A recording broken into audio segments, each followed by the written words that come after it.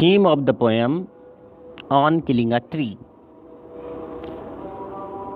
The poet considers the tree as a living organism. कवि पेड़ को एक जीवित जीव के रूप में समझता है, एक मानव के रूप में समझता है.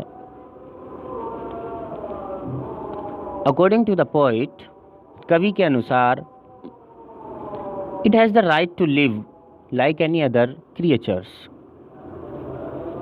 कवि के अनुसार पेड़ को भी अन्य प्राणियों की तरह जीने का अधिकार है.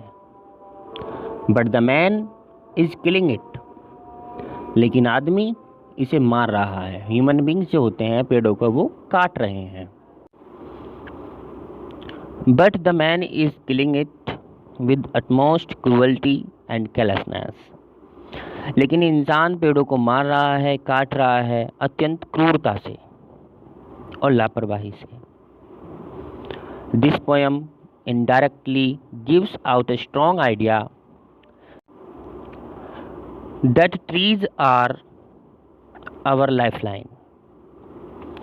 यह कविता डायरेक्ट रूप से यानी इनडायरेक्टली हमें बताती है, इनडायरेक्टली हमें बता रही है, यह संदेश देती है कि पेड़ हमारी जीवन रेखा है.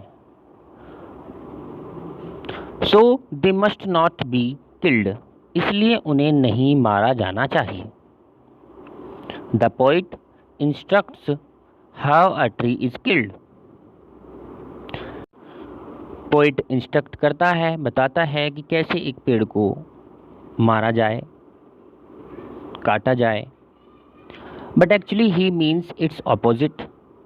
लेकिन वास्तव में इसका अर्थ जो है वो विपरीत है.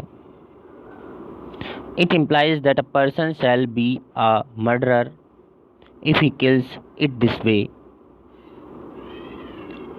यह अर्थ है कि एक व्यक्ति किसी का भी कातिल हो सकता है अगर वह पेड़ को इस तरह से मारता है. ही सेज, वह कहता है, that a knife will not do harm to a tree. वह कहता है कि चाकू से पेड़ का कोई भी नुकसान नहीं होगा. At last, poet conveys that if the tree is killed. अंत में पोइट कन्वेज करता है, आगे बढ़ाता है बात को, कहता है that if the tree is killed, यदि एक पेड़ मारा जाता है, it must be uprooted completely. तो इसे फिर जड़ से उखाड़ देना चाहिए, पूरी तरह से इसे अपरूट कर देना चाहिए. On स्टेटिंग this the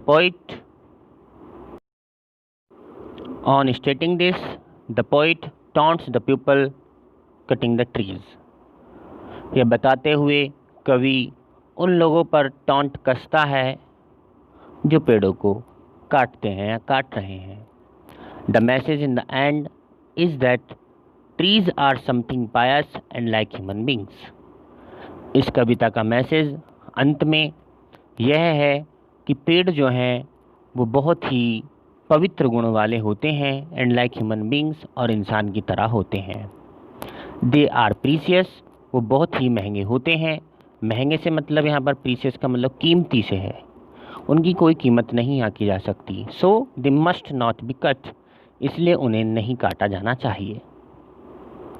The poet also conveys that the tree is deep-rooted and cannot be removed easily. Poet आगे बढ़ाते हुए बात को कहता है, tree is deep rooted. Tree जो होते हैं वो बहुत गहरी जड़ों वाले होते हैं. And can not be removed easily, और उन्हें आसानी से नहीं रिमूव किया जा सकता. He compared it with the evils. वह इसको बुराइयों से कंपेयर करता है.